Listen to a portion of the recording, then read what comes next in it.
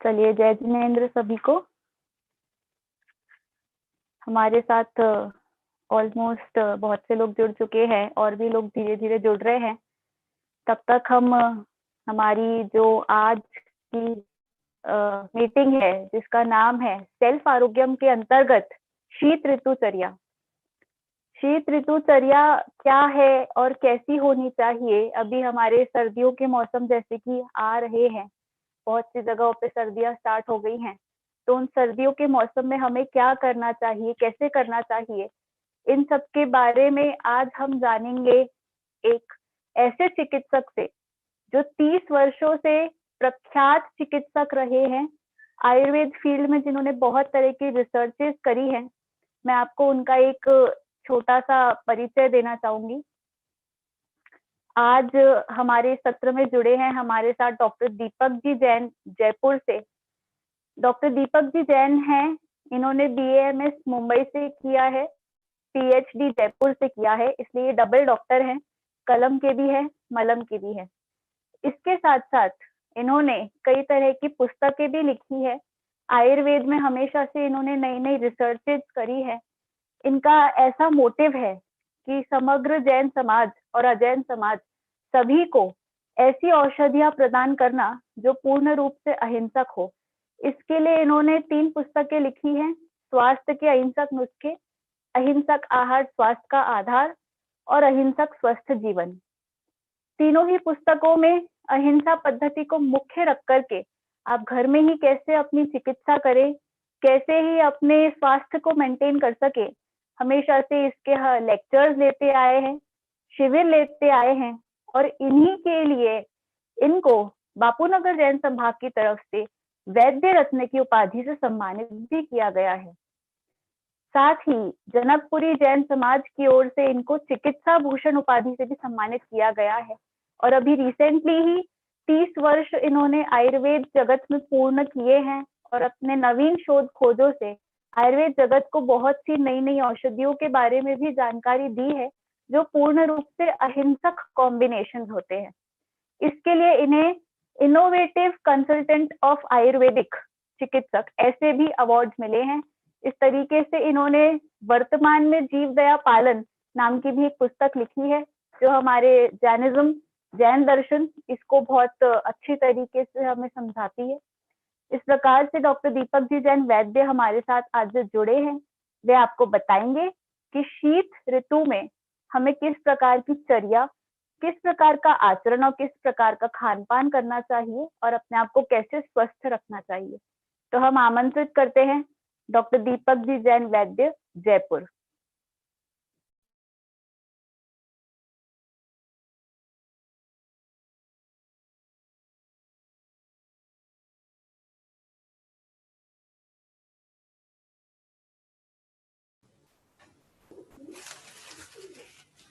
जय जिनेन्द्र सभी को। मेरी आवाज पहुंच रही होगी सब तक। छोटा सा मंगलाचरण करके और अपनी विषय वस्तु प्रारंभ करेंगे।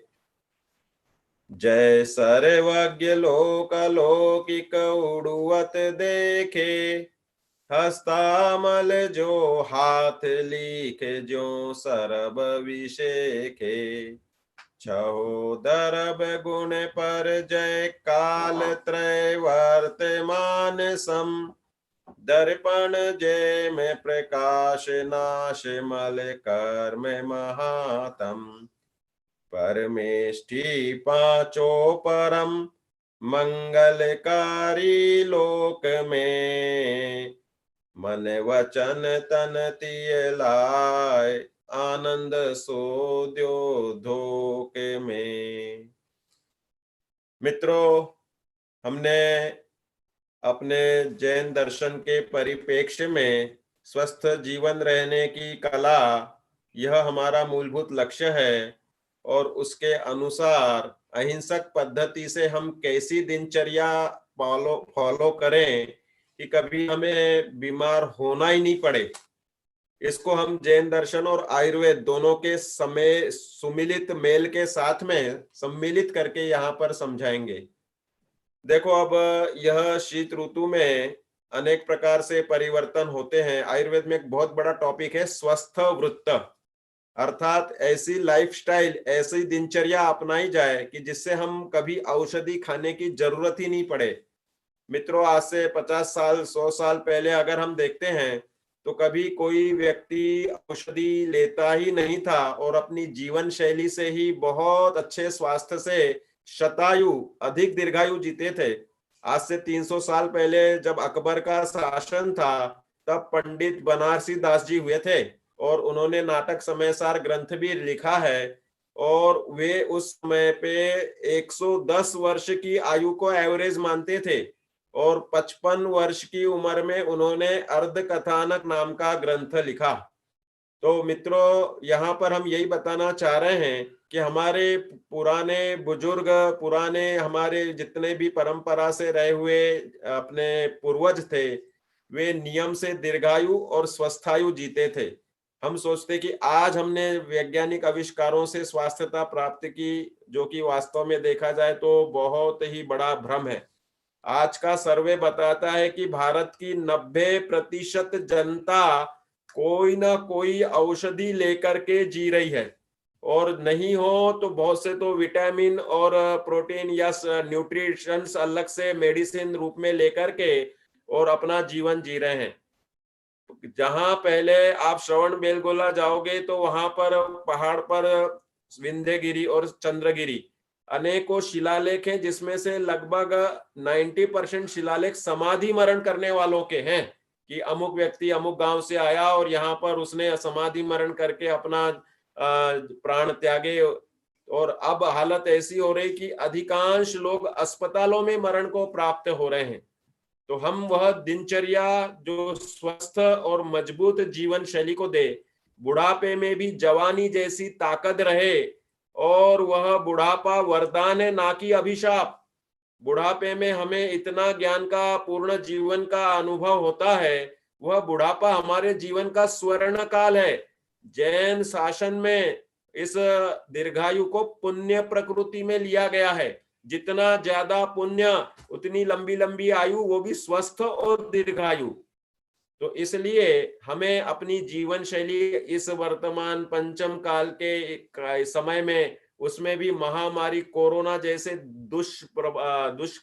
दुष्प्रभाव के समय में किस प्रकार हम जी सकते हैं, वह हम एक जीवन शैली में अपने अनुभव से और आयुर्वेद के अध्ययन से और अपने जैनाचार के श्रावकाचार ग्रंथों की शैली में उसे प्रस्तुत कर रहा हूं। और इसके बाद में आप सबको प्रश्नोत्तर करने के लिए भी पूरा समय मिल जाएगा। अपना 1 घंटे का लगभग ये कार्यक्रम होगा, और अगर यह ऐसी आपकी रही रोचकता और इंटरेस्ट, तो हम इसको आगे भी कंटिन्यू करके अपन ऐसी 15 दिन में या महीने भर में एक आध मीटिंग करेंगे, जिसमें बिना औषधि स्वास्थ्य रक्षा यही टारगेट रखेंगे, और किसी प्रकार से हमारा सबका स्वास्थ्य अच्छा रह करके जैन शासन की प्रभावना भी हो, धर्म साधना हो। हम जीना क्यों चाहते हैं? मैं अपना वक्तव्य शुरू कर रहा हूं इसी पॉइंट से कि हम क्यों जीना चाहते हैं साहब। खाना पीना है, विषय भोग करना है, घूमना फिरना है, इसके लिए जीना चाहते हैं, या हम जीना चाहते हैं इसलिए कि हमारा स्वभाव जीने का है और दया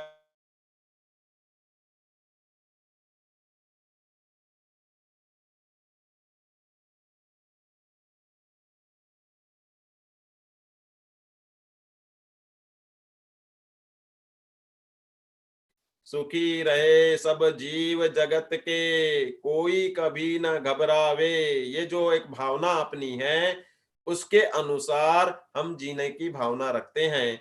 तो मित्रों देखो, अभी सर्दियों का समय आ गया है।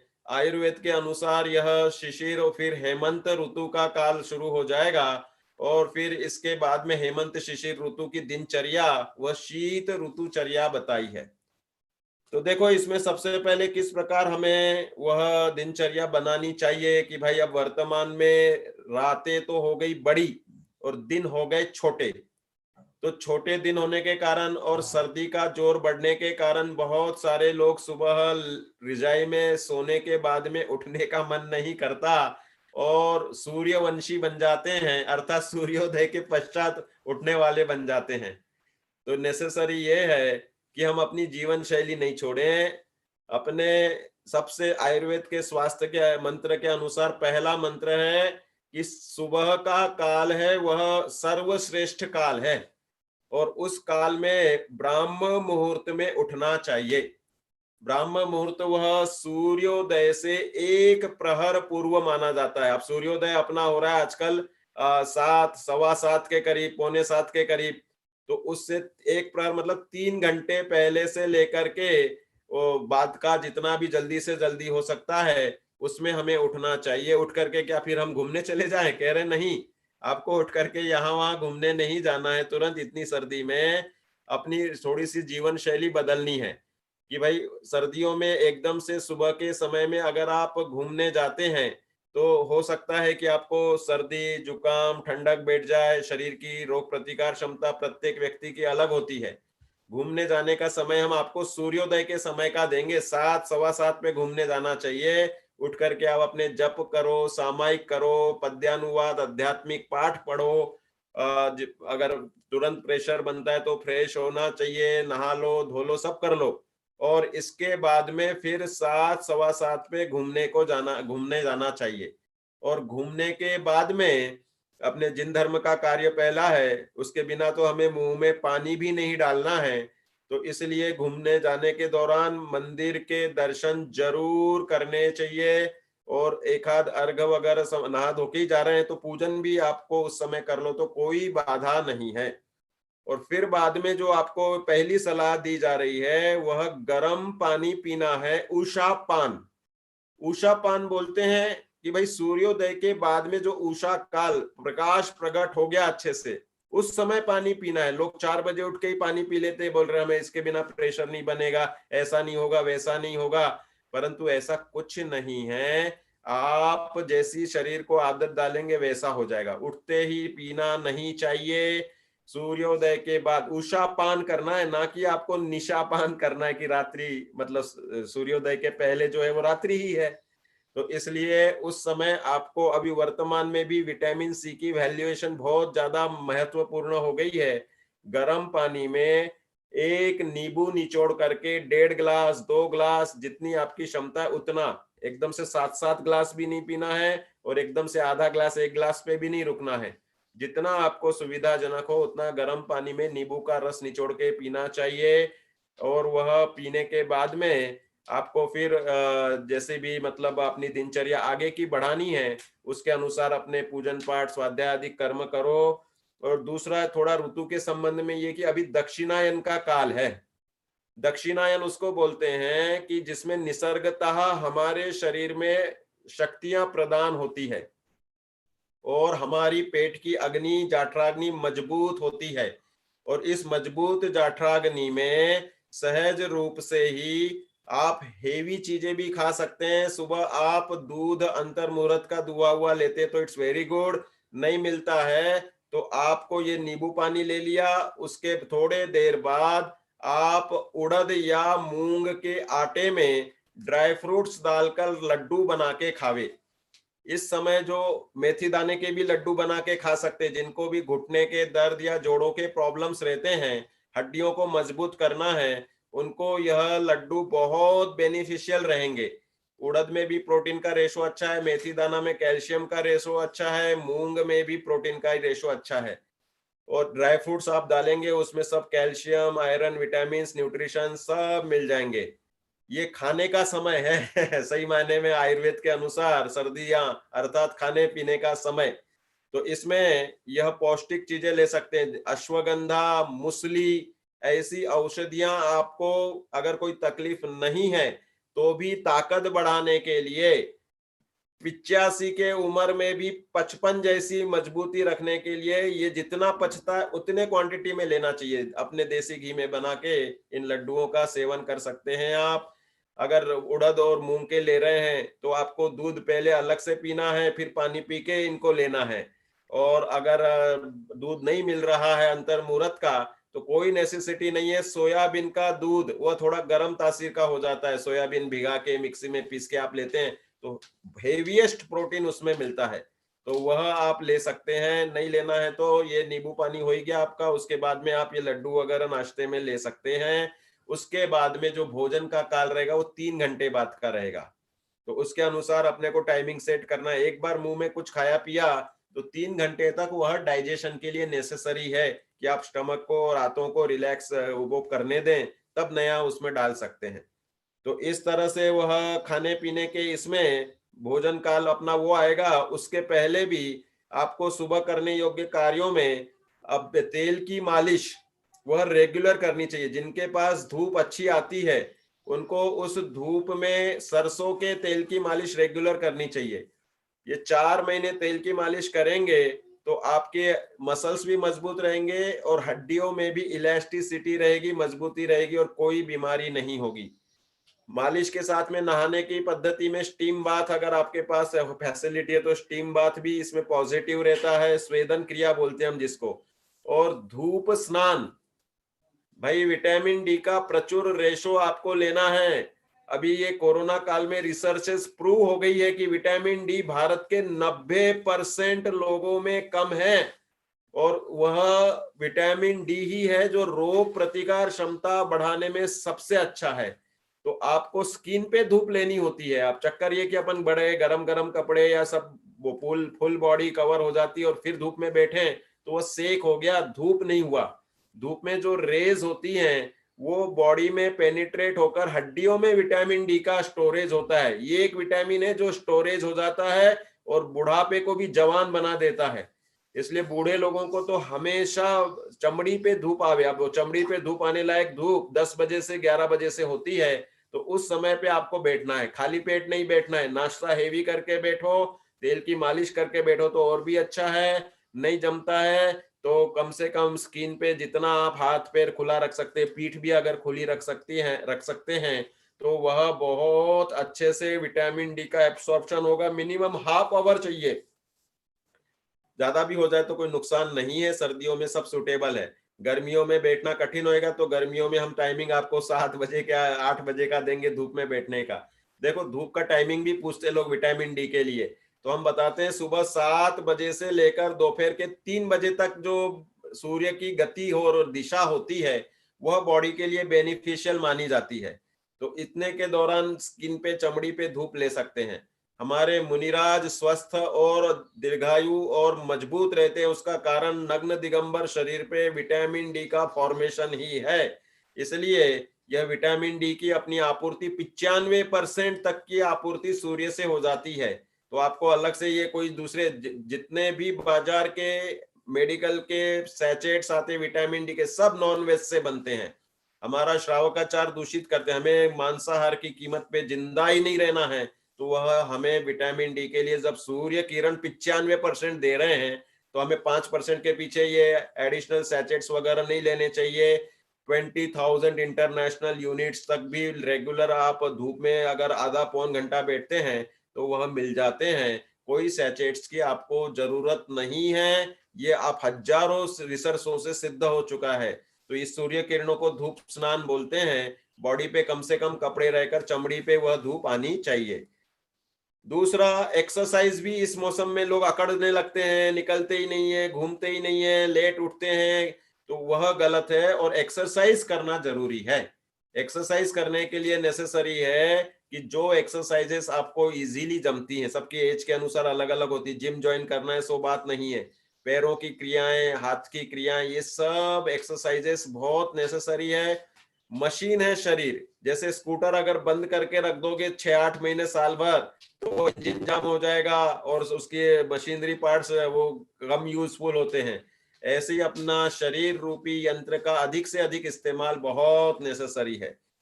इसके सिवाय फिर मैं कुछ और बताना चाहूंगा कि अपना खाने का समय ऐसे सेट करना चाहिए कि सूर्यास्त के पहले शाम का भोजन होना है, वो भी सूर्यास्त के 48 मिनट पहले करना है। ये सब आरोग्य आयुर्वेद के हिसाब से सेट होता है।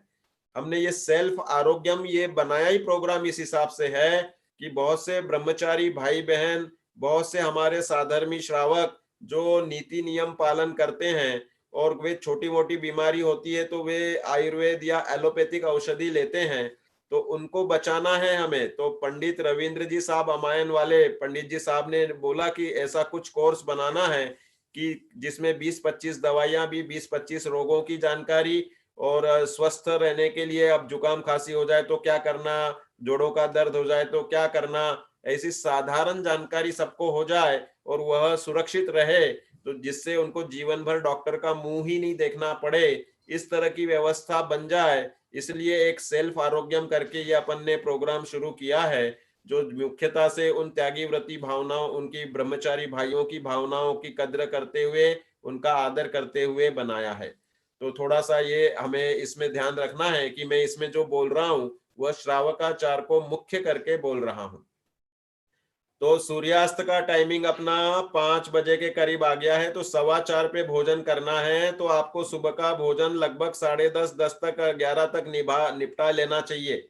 नाश्ते को अगर प्रेफरेंस दे रहे हैं तो उस हिसाब से सूर्योदय के 48 मिनट बाद, पौन घंटे बाद का टाइमिंग ले लो नाश्ते के लिए। 2.5 घंटे बाद आप भोजन कर लीजिए। और फिर बाद में इस ऋतु में फल वगैरह कम खाने में आते हैं क्योंकि ठंडक हो जाती है, तो वह भोजन में शामिल कर लो। शाम के समय फल लेना रिकमेंडेड नहीं रहेगा, तो इसलिए दोपहर के भोजन में आप उसे फलों को भी शामिल कर लें, बहुत अच्छा रहेगा।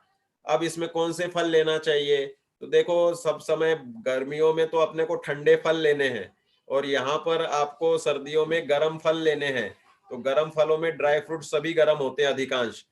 मुनक्के जिनके भी हीमोग्लोबिन कम है, 20 और 20 40 मुनक्के डेली खाने चाहिए। अखरोट की गिरी आप 1 और 1 2 पूरी गोल गिरियां पूरी की पूरी खा सकते हैं। यह इस मौसम में सूट हो जाएगा, और गर्मियों में एक गिरी भी खाओगे तो भी गर्म पड़ जाएगी। तो इसलिए अखरोट गिरी रेगुलर खाने में होना चाहिए। आपका इस ऋतु में जो खाने का बजट है वो बढ़ेगा, क्योंकि ड्राई फ्रूट सबको खाने हैं, और उसके व्यंजन बना के खाओ या बराबर तरीके से खाओ। जिनको गर्म पड़ते हैं वे अभी भी इस ऋतु में थोड़ा गर्म पानी में 2-3 घंटे भिगा के फिर लेवे, रात भर भिगाना ही नहीं है। तो इस तरह से वह ड्राई फ्रूट्स को सेट करना है। और अभी जो साइट्रस फूड वगैरह जो भी मौसमी फल आते हैं, हर मौसम में खाने योग्य होते हैं, उन मौसमी फलों को आप अपने भोजन के समय में शामिल करें। मैं तो लोगों को सलाह देता हूं, जिनको भी कब्ज या डाइजेशन की प्रॉब्लम है, वे भोजन का प्रारंभ खीरा, टमाटर, सलाद से शुरू करें। मतलब टमाटर अगर नहीं खाते हैं तो अच्छी बात है, जो भी उसको छोड़े हैं उनके लिए अनुमोदना है, लेकिन भोजन का प्रारंभ सलाद से करें, और उसके बाद में अपनी दाल रोटी सब्जी चावल जो आप रेगुलर भोजन करते हैं वो करें। उसमें देखो मूंगफली, तिल, इनका प्रयोग इस मौसम में बहुत अच्छा किया जाता है। अलसी, ये देखो जब भी अपने को पचेंगे तो इनकी लिमिटेड क्वांटिटी लेनी होती है। मूंगफली लोग ऐसा करते कि पाव भर खा गए, आधा किलो खा गए, वो ऐसी पचने में नहीं आ पाती है। वह फिर गैसेस में अगर स्मेल आ रही है तो समझ लो हमारा भोजन ज्यादा हेवी हो गया है, पचा नहीं है, तो फिर उसको बाकी चीजें कम करनी चाहिए, क्वांटिटी घटानी चाहिए। भाई बताने के लिए हम सब जनरल पब्लिक के हिसाब से बताते हैं, लेकिन सबकी डाइजेशन कैपेसिटी अलग अलग होती है।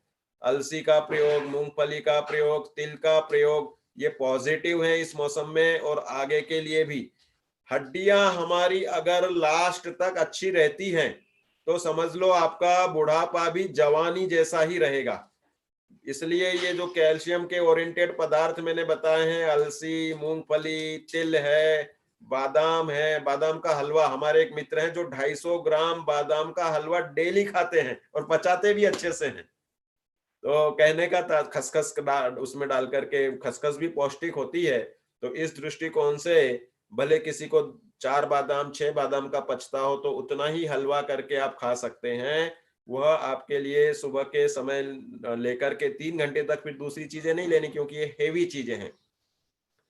भोजन के लिए बता दिया मैंने, दोनों समय का सेट करने का बता दिया। तो इस तरह से करने से ये हमारी डाइजेशन पे भी बोझा नहीं आएगा। अब आपका लास्ट पानी पीना हो गया 5 बजे, और फिर दूसरे दिन सुबह आप लगभग 7:45 8 पे पानी या जो भी शुरुआत करोगे उषा पान से, तो यह अपने आप में पॉजिटिव लंघन हो जाता है। 16 घंटे 18 घंटे का उपवास हो गया ना आपका, 5 से 5 12 घंटे हो गए, और 3 घंटे और 15 घंटे का उपवास हो गया।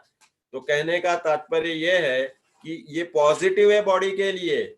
आपके शरीर में जितने भी अर्धपक्व अपाचित अंश रह जाते हैं, वो ऐसे छोटे छोटे उपवास से, लंघन से नॉर्मलाइज बॉडी को करते हैं, डिटॉक्सिफिकेशन करते हैं, और धातुओं का बैलेंस अच्छे से बन जाता है।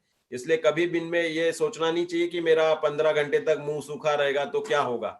जैसे आप हैबिट डाल दोगे वैसी हैबिट हो जाती है।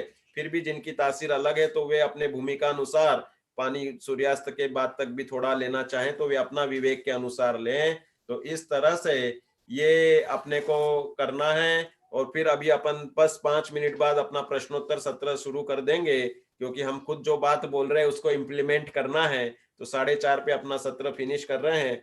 अब रात्रिकालीन चर्या, देखो आयुर्वेद में 3 सिद्धांत दिए हैं, ऋतुचर्या, दिनचर्या और रात्रिचर्या। भाई लंबी लंबी रात है अपने पास तो इसका मतलब हम 7 बजे 8 बजे ही सो जाएं, ऐसा थोड़ी है।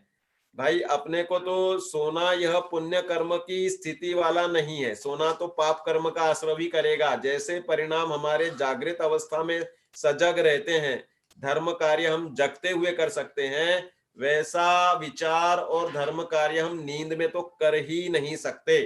इसलिए नींद उपादेय नहीं है। और हमारे आयुर्वेद के अनुसार या मेडिकल साइंस के अनुसार 6 से 8 घंटे की निद्रा सफिशिएंट है। और 6 घंटे बाद अपने आप लोगों की नींदें खुल जाती हैं। बहुत से लोगों की 10 बजे सोते हैं, 4 बजे उठ जाते हैं, 4:15 4:30 पे नींद खुल जाती है। फिर थोड़ा उठने के पहले हम बोलते हैं कि करवट बदलो, पैरों को पास सीने तक लाओ, फिर खुलो, फिर थोड़ी हाथ को मूवमेंट्स वगैरह करके धीरे से उठो। जल्दबाजी, क्योंकि इस मौसम में अकड़न जकड़न होने की संभावनाएं बुजुर्गों में बढ़ती है, क्योंकि अपने मूवमेंट्स कम होते हैं, रिजाई ओढ़ के सोते हैं, सिकुड़ के सो जाते हैं बहुत से लोग।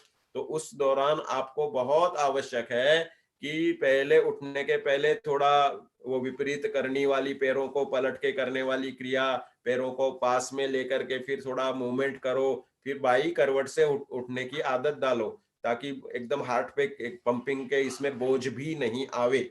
तो ये एक ध्यान देने की बात है। जिनको भी जोड़ों की तकलीफ है तो उनको एक थोड़ी रात्रि में मालिश की छूट रखनी चाहिए। सोने के पहले अगर सरसों के तेल से हाथ पैरों में मालिश करके सोते हैं तो वह ऊपर से रिजाई ओढ़ने के बाद उसमें गर्माश पैदा होती, तो सिका स्नेहन और स्वेदन दोनों हो जाएंगे तो उनके मसल्स को मजबूती मिलेगी।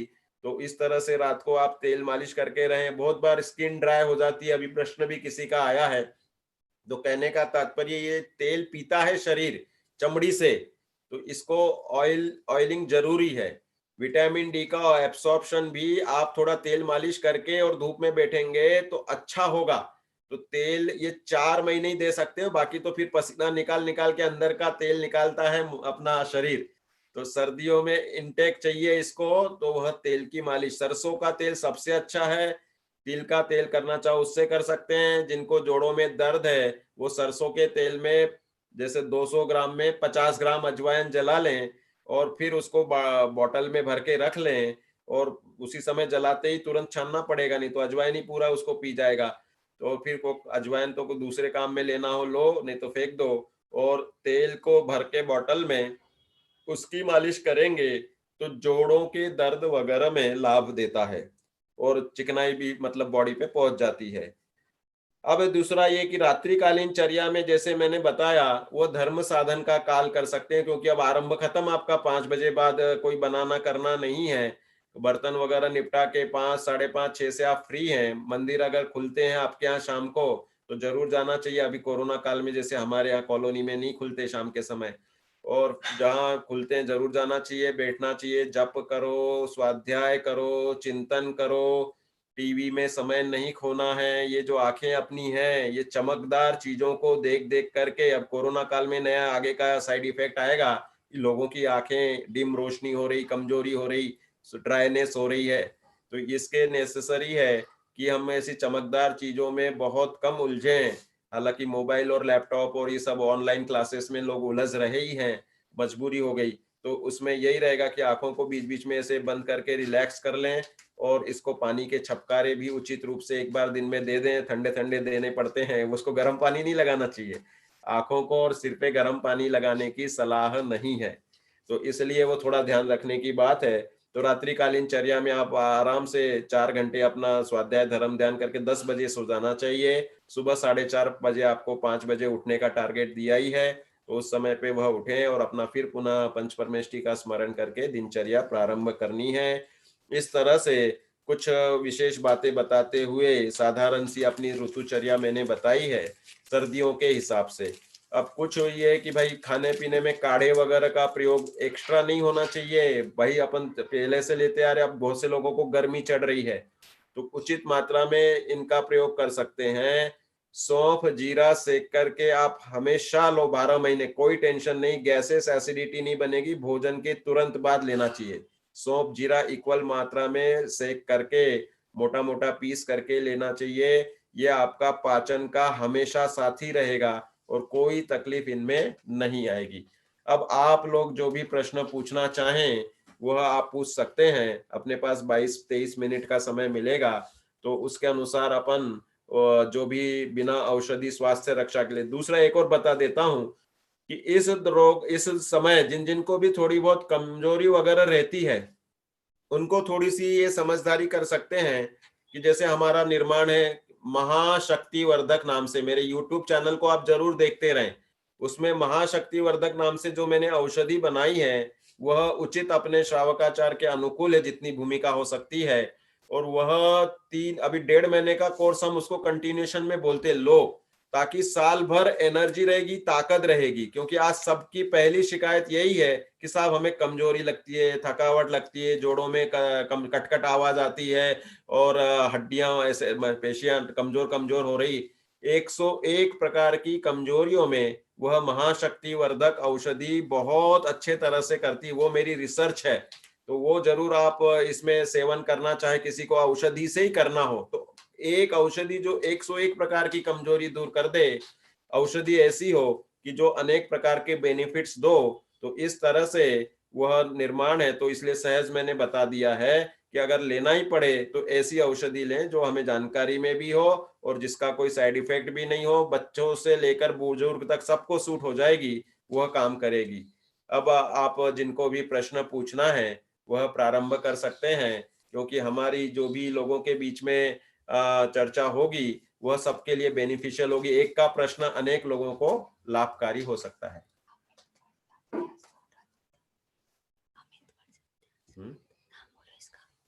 अमित बड़जात्या जी सूरत से, हाँ पूछिए जी।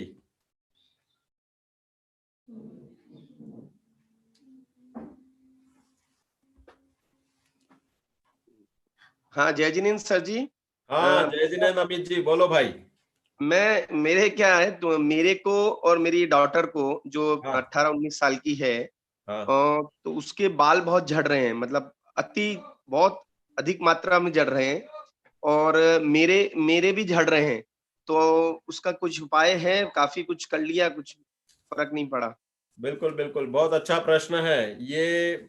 अनेकों का प्रश्न हो सकता है क्योंकि आज की ये ज्वलंत समस्या है कि बाल झड़ रहे हैं और आप देख रहे होंगे कि भाई एक पर्टिकुलर एज के बाद में गंजापन आने लग जाता है।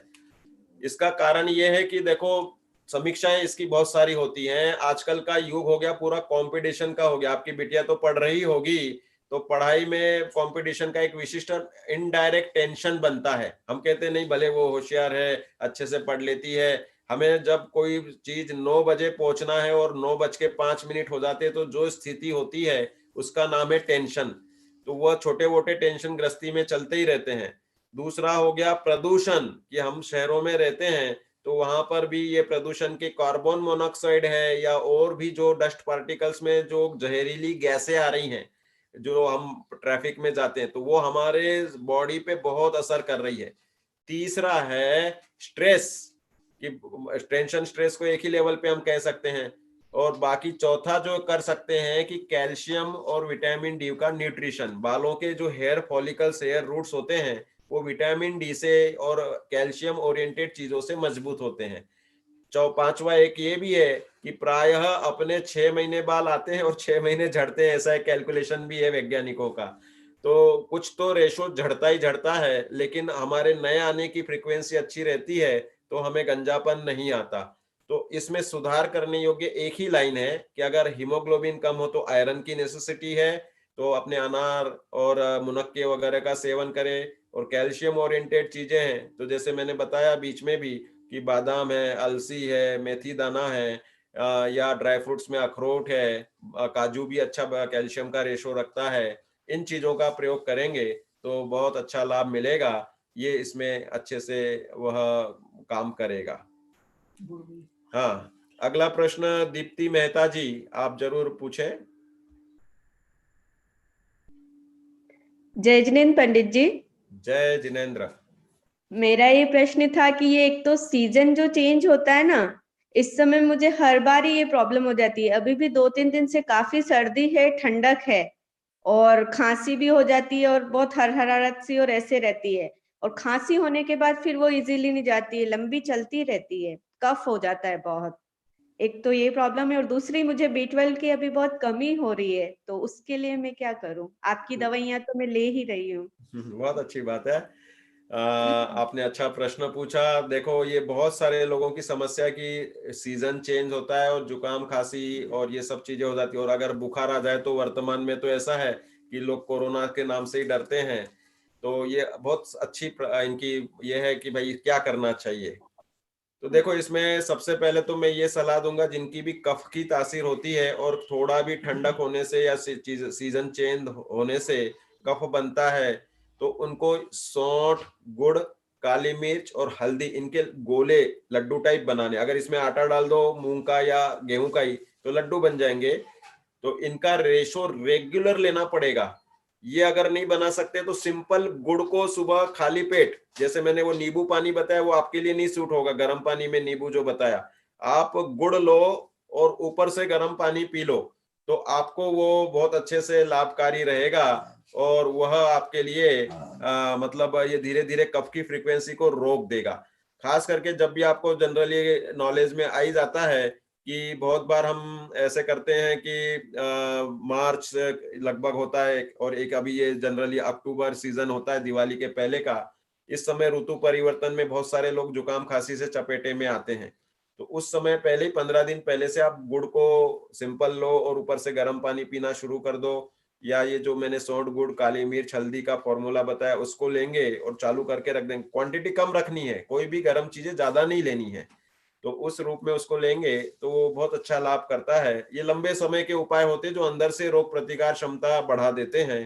तो ये एक रहेगा। और वो मैं आप ले रही हैं वो मेरी महाशक्ति वर्धक वाली रोग प्रतिकार क्षमता बढ़ाने वाली गोलियां, उसका 1.5 महीने में आपको असर दिख जाता है कि उससे स्टेमिना प्लस रोग प्रतिकार क्षमता बढ़ती ही बढ़ती है। इस कफ वाली तकलीफ में भी वह लाभ करेगा। B12 के लिए भी? हाँ, B12 का भी प्रश्न आपका बहुत सुंदर। B12 के लिए जैसे अपने खाने में जितनी भी फलियां हैं, दूध अगर मिलता है अंतर्मुहूर्त का तो वो रिकमेंडेड है। अगर नहीं मिलता है तो सोयाबीन का बना के ले ले, नारियल का बना के ले ले, या बादाम को भिगा के उसका ले ले। और अगर वो ये भी नहीं लेना है तो फलियां जितनी भी हैं, अभी मटर फली आ गई, सेम फली आ गई, फ्रेंच बीन्स आ गई, गवार फली आ रही है, ये फलियां आप जितनी ज्यादा खाएंगी तो अपने आंतों में वह विटामिन B12 बन जाता है। और दूसरा, आप कुछ 20 दाने 15 दाने चने के भिगा करके लेवे, 20 दाने 15 दाने सोयाबीन के भिगा के लेवे। रेगुलर इनको लंबे समय तक लेना है। B12 बॉडी में फॉर्मेशन होता है लेकिन वाटर सॉल्युबल होता है, तो एक्स्ट्रा ले लेंगे तो वह निकल जाएगा।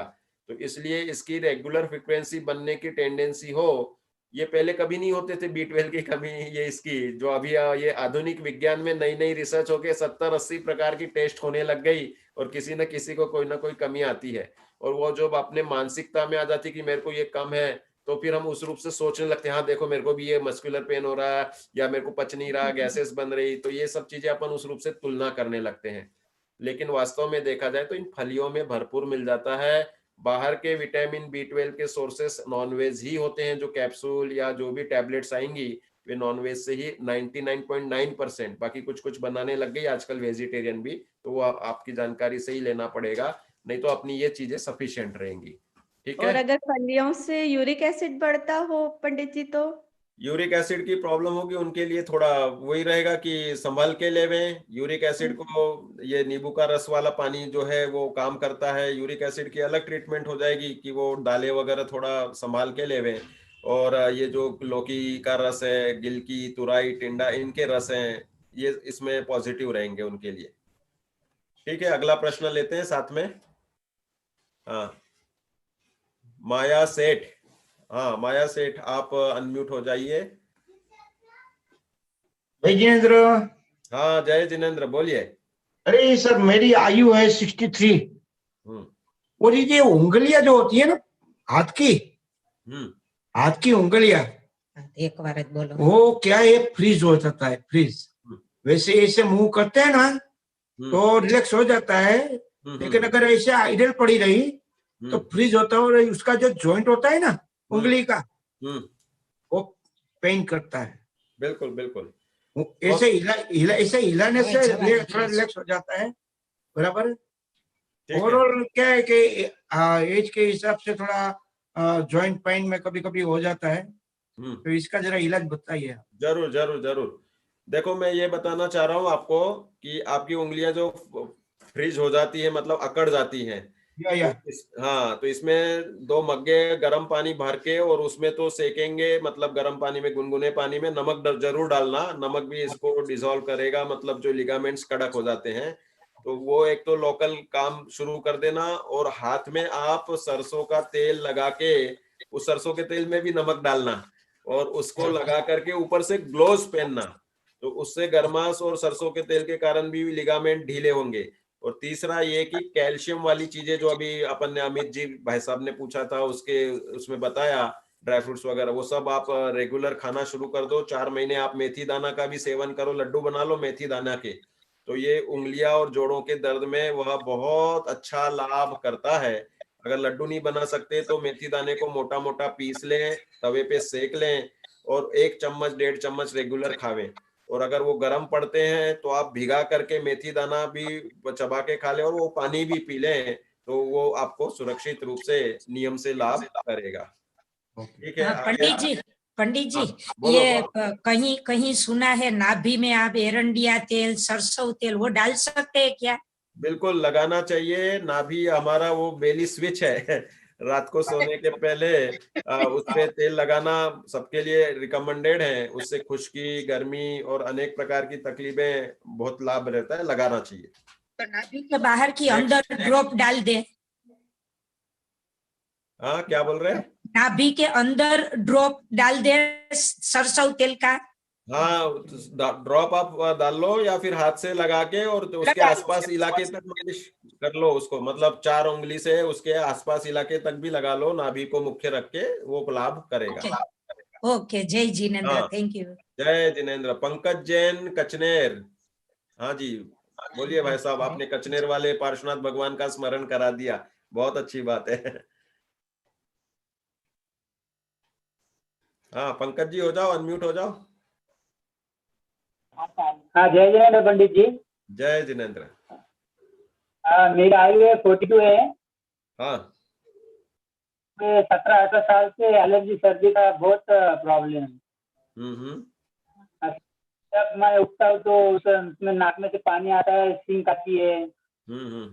और कभी धूप हो, बारिश हो, कुछ भी हो, सर्दी होती है।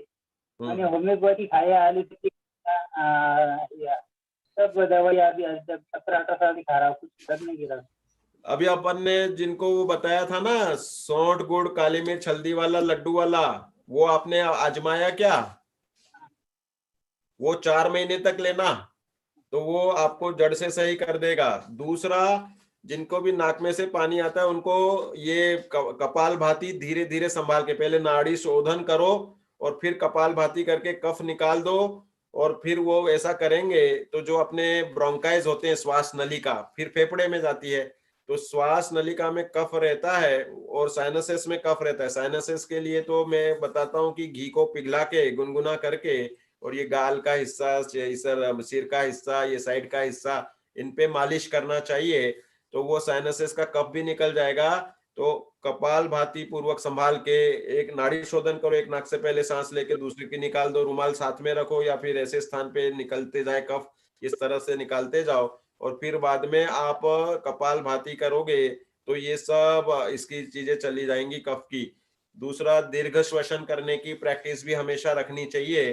तो ये फेफड़ों की ऑक्सीजन इनहेलिंग कैपेसिटी के साथ साथ फेफड़ों में जो कचरा आता रहता है, कार्बन पार्टिकल्स आते रहते हैं हवा से, तो वो सब निकल जाते हैं दीर्घ श्वसन में। और जो 1, 4 और 2 का रेशो रहता है, मतलब एक अगर अपन ने 5 गिनती तक समझ लो श्वास लिया है, तो उसे अपन को 20 गिनती तक रखना है, और फिर 10 गिनती में उसको धीरे धीरे छोड़ना है। इस तरह के रेशो से अभ्यास करोगे तो कफ बनने की और कफ जमने की प्रवृत्ति निकल जाएगी, वो काम करेगा उसमें। ठीक है। हाँ बोलिए गीतू जी। हाँ हो गया आपका? पंकज जी कुछ पूछना है?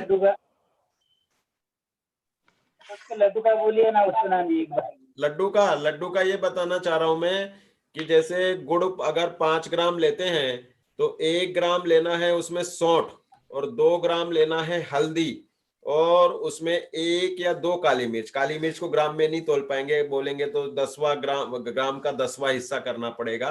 तो इस तरह से 1 या 2 काली मिर्च लेके गुड़ को पिघला के उसमें तीनों चीजें पीस के डाल दो, और अगर आटा डाल दोगे उसमें 20 ग्राम 50 ग्राम के करीब, तो 50 ग्राम का लड्डू बन जाएगा।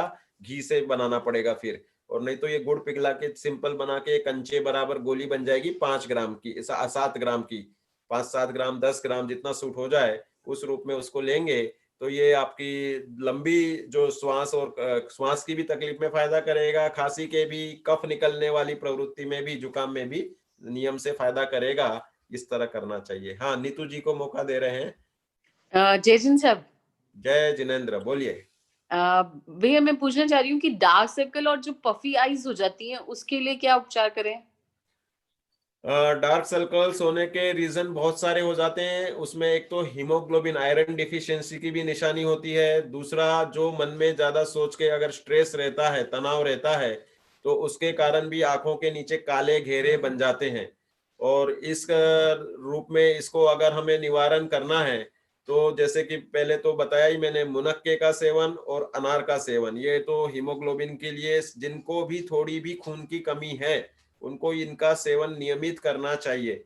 और दूसरा ये रहेगा कि स्ट्रेस फ्री तो रहना ही रहना है। आंखों के नीचे दूध की मलाई, हल्दी और थोड़ा सा 2-4 बूंद नींबू का रस, इसको लगा के जैसे लेप लगा के रात भर रखो तो वह पर्टिकुलर डार्क सर्कल्स में अगर हाइपर पिगमेंटेशन, ज्यादा पिगमेंटेशन हो गया कृष्ण मेलानिन का, काले तत्व का, तो वो उसको काफी अच्छे से, मतलब लॉन्ग टर्म में, उसको समय लगता है थोड़ा, लेकिन उससे उसमें लाभ जरूर मिल जाएगा।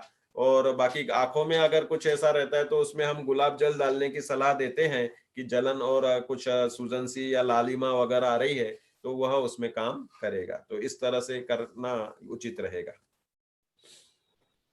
हाँ एकता जैन चेन्नई से हैं हमारे इसमें। हाँ उनको मौका दे रहे हैं। जय जिनेंद्र पंडित जी। जय मेरा प्रॉब्लम ये है कि कोई भी टाइप की दाल होती है ना, स्पेशली मोगर दाल, वो खाने से गैस बहुत ज्यादा बनता है। मोगर और चना की दाल। बिल्कुल, ये दालें बहुत से जनों को भारी पड़ती हैं। बहुत से जनों को दालें नहीं तो कम से कम साबुत चना, मूंग, मटर, मसूर, उड़द, ये जो होते हैं अपने 14 और अष्टमी का भोजन, कि जिसमें हम हरी नहीं खाना चाहते हैं, तो उस दिन उनको गैसेस, एसिडिटी बहुत से लोगों को बनती है। देखो इसमें 2 चीजें हैं।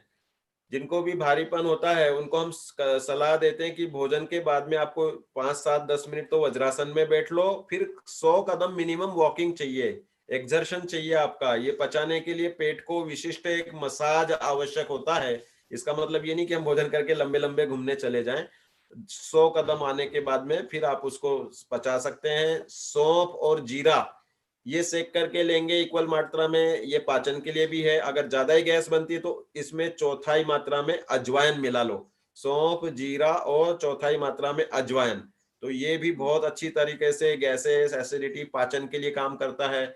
आप जब वो छोले या फिर चने, मटर, मसूर, उड़द वगैरह जो भी दाल आपको सूट नहीं हो रही, उसमें भी अजवाइन का कुछ अंश में मात्रा मिला लेंगे तो वह आपको गैस नहीं बनाएगी, क्योंकि अजवाइन में वह उड़नशील तत्व गैस के लिए बहुत अच्छा लाभ पहुंचाता है। तो इस तरह से कर लें तो काम अच्छा हो जाएगा।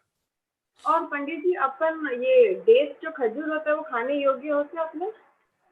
देखो खजूर में वास्तव में देखा जाए तो उसके चिपचिपेपन के कारण और शीरी वृक्ष के कारण है तो अभक्ष्य, लेकिन अब अगर स्वास्थ्य की दृष्टि से कोई लेना चाहता है तो छुआरे आप पूर्ण रूप से भक्ष्य हैं, छुआरे ले सकते हैं। छुआरे को अपन वो बोलते हैं, क्या बोलते हैं, खारिक बोलते हैं, वो भक्ष्य है, वो ले सकते हैं, क्योंकि उसमें शीरी वृक्ष पने का वो तत्व बिल्कुल नहीं रहता है, चिपचिपापन भी हट जाता है। ये जो पिंड खजूर आते हैं गीले, इसमें तो बहुत सारे जो अफगानी डेट्स वगैरह आते हैं ना, उसमें तो शहद की कोटिंग करते हैं वो लोग प्रिजर्वेटिव में। एक जन ने, हमारे मैन्युफैक्चरर ने बताया, तो उसने बताया कि भाई वो उसको प्रिजर्व करने के लिए हल्की सी शहद की कोटिंग करते हैं। तो इस रूप में आपको सावधानी रखनी चाहिए, अगर आपको लेना है तो वो सावधानी जरूरी है। हाँ, अगला प्रश्न रजनी जी पूछ रही हैं। हाँ रजनी जी पूछिए। हाँ, जय जिनेंद्र पंडित जी साहब। हाँ, मेरे गले में बहुत खिंचन हो रही है, जलन सी पड़ रही है, एकदम से ऐसे खराश होती है ना, थूक निकलने में बहुत ज्यादा दर्द हो रहा है। 2 दिन हो गए, बहुत परेशानी है मुझे। तो क्या करूं इसके लिए? देखो अभी क्या हो रहा है कि बहुत से लोगों को गला खराब होना, खराश होना, ये सब चीजें स्वाभाविक है। अंदर पूरी रेडनेस हो गई है पंडित जी, अंदर पूरा रेडनेस, अंदर पूरी रेडनेस भी हो रही, मतलब आपको गर्मी खुश्की के कारण हो रहा है। आप एक तो ये करना कि मुलेठी लाओ, मुलेठी की लकड़ियां, और छोटी छोटी सी उसकी टुकड़े वह मुंह में चूसो। वह ठंडक भी करेगी, लालिमा को भी दूर करेगी और जलन को भी कम करेगी, क्योंकि वो ठंडी तासीर की होती है और कफ को भी कम करती है। दूसरा, थोड़ा सा मामूली सा नमक का रेशो और फिटकरी, इससे गरारे करेंगे तो जो इन्फेक्शन अगर छोटा मोटा होगा वो निकल जाएगा। तीसरा, कि अगर आपको बहुत ही ड्राइनेस लग रही है तो गरारे करने के लिए या कुल्ला करने के लिए जो बताया मैंने, उसमें आप 1 आध बूंद घी भी डाल लें तो वो भी अच्छा करेगा। चौथा, ये चमेली के पत्ते अगर कहीं मिलते हो तो वो चमेली के पत्ते को अगर आप थोड़ा चबा करके और उसका थूक निगलते हैं तो वो भी उसके लिए, गले के खराश के लिए बहुत अच्छा काम करेगा। अभी अष्टांग का चल रहा है पंडित जी, साहब से कुछ मतलब बताइए। मुलेठी की लकड़ियां ले लो, वो अभक्ष्य नहीं है। मुलेठी की डंडी होती, डंठल, वो काम करेगी।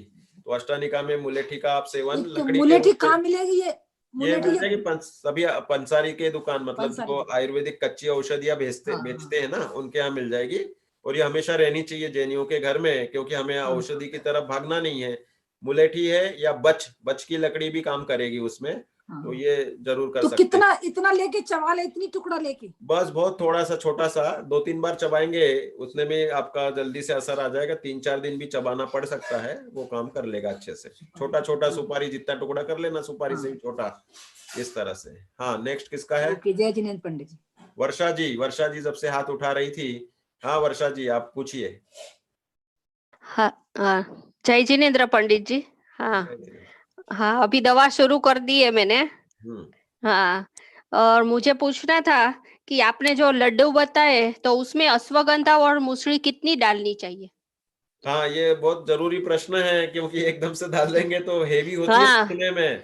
मूसली कितनी तो मात्रा में? हाँ, जैसे आप अगर एक लड्डू कितने बना रहे हैं उसके ऊपर है ना, तो जैसे मैं रेशो बता देता हूँ। हाँ जी। अश्वगंधा 1/4 चम्मच से ज्यादा नहीं डालनी है, और मूसली उससे भी आधी डालनी है। अगर आपकी पाचन शक्ति अच्छी है तो आप अश्वगंधा आधी चम्मच डाल सकते हैं और मूसली 1/4 चम्मच डाल सकते हैं। मेरे यहाँ पर परिचय में 5-7 ऐसे लोग हैं जो 90-90, 95 साल के हैं और दिखने में 50-60 जैसे लगते हैं और सब एक्टिव हैं। तो वो बता रहे हैं कि हम पिछले कई सालों से अश्वगंधा और मूसली या आधा चम्मच और 1/4 चम्मच बस। वो पाउडर चलता है ना, वो लाए तो पाउडर करके डालना पड़ेगी वो उसमें लड्डू में। तो पाउडर बना लीजिए मिक्सी में उसका। और हाँ, रेडीमेड पाउडर भी बाजार में मिलता है, लेना चाहो तो वो भी ले सकते। और एक क्वेश्चन है। अभी बच्चों को तो ऑनलाइन पढ़ना हो गया है, तो मेरी बेटी का ही बेटा है छोटा, 6-7 साल का, तो पूरा मोबाइल में अभी ऑनलाइन ये पढ़ते हैं करते हैं, तो आंखों के लिए उनके लिए क्या करना चाहिए? उनके लिए जैसे मैंने बताया कि थोड़ा सा एक तो आंखों को बीच बीच में ऐसे रिलैक्स करके 2-3 मिनट के लिए आंख बंद करके बैठना चाहिए, क्योंकि अपनी जो अश्रु ग्रंथियां है वो ड्राइनेस में होती है। पामिंग क्रिया होती है, मतलब सुबह के समय में हाथ ऐसे रगड़ के और आंखों पे मामूली सा उसको बंद करके, मतलब अच्छे से, और ऊपर उसको वो देना चाहिए रेस्ट। तीसरा, कि अगर ड्राइनेस, खुश्की हो रही है तो उसमें गुलाब जल डाल सकते हैं, सेफ रहेगा। लेकिन गुलाब जल इसेंस वाला नहीं होना चाहिए। ये भी एक रहता है कि लोग खुशबू के लिए इसेंस डाल देते तो आंखों में जलन होती है। तो वह भरोसेमंद या घर में ही बना लो, या फिर जो बिना इसेंस वाला हो वो देख करके लेना पड़ेगा। तीसरा, ये आंखों को थोड़ा सा छपकारे पानी के, ठंडे पानी के डालें। चौथा, आप गर्म पानी को ठंडा करके उसमें त्रिफला चूर्ण डाल दें, बारीक माइक्रोफाइंड, और फिर डालने के बाद उसको कपड़े से छानो ताकि उसमें एक भी पार्टिकल नहीं। और त्रिफला चूर्ण के उस पानी से अगर हम आंखें धोते हैं तो ये कभी समस्या नहीं आएगी ड्राइनेस और खुश्की की। त्रिफला प्रभाव से आंखों की रोशनी के लिए काम करता है। गाय का घी अपने आप में आंखों की रोशनी बढ़ाने में और ब्रेन के लिए भी पॉजिटिव है, तो गाय के घी का उचित सेवन करना चाहिए। उसमें भी गिर गाय का जो घी होता है वो और भी अच्छा माना जाता है, 2,500 रुपए किलो तक आता है। बिना बारा में आचार्य श्री की गौशाला वगैरह में हमने देखा है वो, तो उसका भी प्रयोग कर सकते हैं। वो आंखों में डाला भी जाता है और उसकी शीशियां भी आती हैं ऐसी, वो बना के वहां पे देते भी हैं। जहां भी मिल जाए वो ले सकते हैं। ठीक है, ये आँख का तो सब लोग कर सकते हैं ना, ये त्रिफला का भी सभी लोग कर सकते, सभी लोग कर बिल्कुल बिल्कुल सभी लोग कर सकते हैं, धन्यवाद। सुरक्षित है। चलो हाँ, अंतिम धन्यवाद प्रश्न पंडित ले जी। लेते हैं। हाँ हाँ, प्रवीणा दिनेश जैन ये कुछ पूछ रही हैं। अंतिम प्रश्न हो जाएगा, अपना भोजन का समय जो जो लेते हैं शाम को उनके लिए जरूरी अभी अपना बंद करना है। हाँ, जय जिनेंद्र पंडित जी। जय जिनेंद्र, बोलिए। मुझे मतलब गालों पे एक ब्लैक स्पॉट हो गया, मतलब झाई जिसको बोलते हैं, वो बहुत सालों से है, तो उसको क्या कैसे क्या करूं इसके लिए? डिलीवरी के बाद हुए थे क्या? हाँ बहुत, मतलब उसके भी बहुत बाद में हुए थे। अच्छा, बहुत से लोगों को डिलीवरी के बाद हो जाते हैं। नहीं, काफी टाइम के बाद हुए थे। अच्छा अच्छा अच्छा। हाँ। देखो इसमें क्या होता है कि ये महिलाओं में हार्मोनल चेंजेस होते हैं। किसी को डिलीवरी के बाद ही हो जाते हैं, किसी को आफ्टर मेनोपॉज होते हैं, किसी को बीच में ही हो जाते हैं। बस उसी समय की बात। हाँ, इसमें ये करना होता है कि दूध की मलाई, हल्दी और मामूली सा नींबू का 2-4 बूंद का रस उसमें डालो, रात भर लेप लगाओ। जनरली किसी किसी के चले जाते, लंबे समय में जाते हैं बहुत, और नहीं तो बहुत जनों के रह जाते हैं। लेकिन प्रासुक उपाय यही है कि ये लगा के हम उसको कोशिश कर सकते हैं, तो वो चले जाने चाहिए। चलो अपना समय भी हो गया है, एक और प्रश्न लेना है क्या? नहीं ना? हाँ, तो अभी अपना समय हो गया। सभी को जय जिनेंद्र। और हम फिर आगे कोई एक आध आयोजन करेंगे, जरूर अपन मिलते रहेंगे और ऐसी आयुर्वेद की और जैन दर्शन के परिप्रेक्ष्य में सुंदर सुंदर जानकारी आपको जरूर पहुंचाते रहेंगे। आप मेरे चैनल को जरूर देखते रहना, यूट्यूब चैनल सब्सक्राइब भी करो, लोगों को जानकारी दो।